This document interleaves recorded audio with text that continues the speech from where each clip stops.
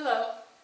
Well, I'm going to be talking about emerging priorities, trends, future trends, and new directions for higher education. Well, first, what are some emerging priorities? I believe that number one, the student should be the number one priority. We know that graduation and retention rates are low, so we need to figure out why they're low. We need to figure out as higher education professionals what we can do to serve the student, what we can do to help them through the college process and help them navigate through the system of, you know, being in college. They need to know certain things, and we are there, as a guide and support to help them. And I think a lot of them are falling through the cracks. We need to figure out why graduation and retention rates are low and what we can do to help the student to graduate and stay in school. And that's just, that should be a priority.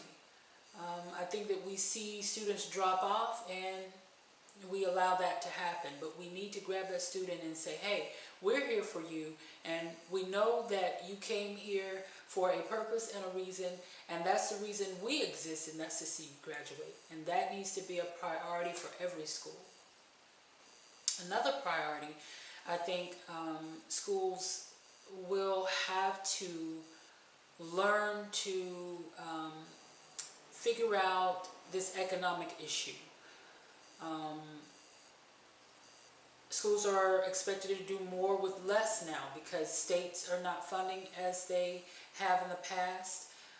States are going to performance-based funding based on graduation and retention rates, and so that puts the pressure on schools to perform.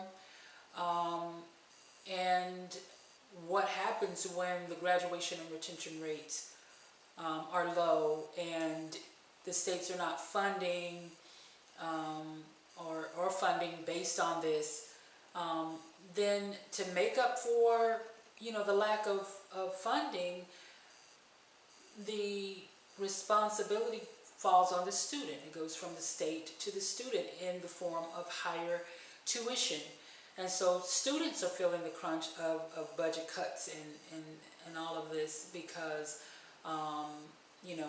their tuition is hiked up. And also schools are cutting a lot of things, a lot of resources for students. Some schools are cutting jobs for faculty and staff. They're cutting computer labs. They're cutting library hours. And they're doing a lot of things to deal with this crunch of the budget being lowered and the budget being cut. So schools are going to have to figure this out. How do we figure this out? Because what's going to happen,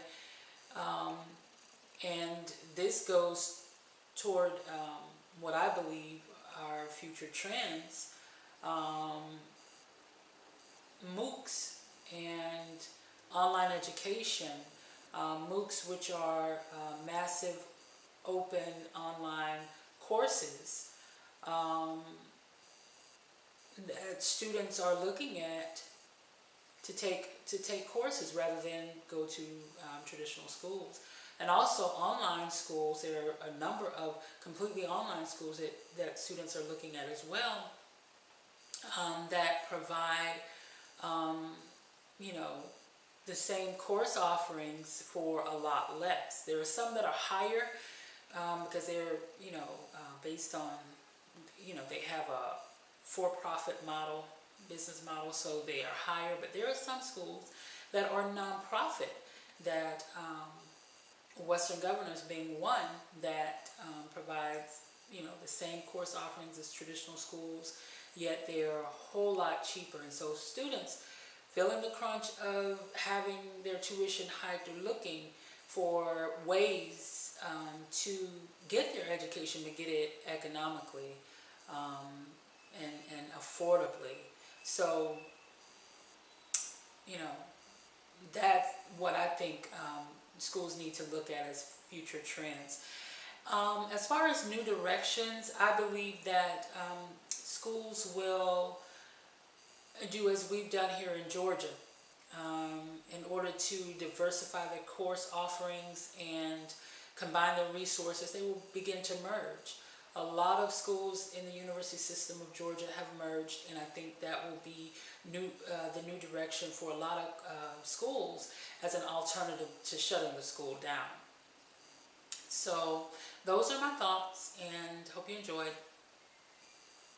Bye.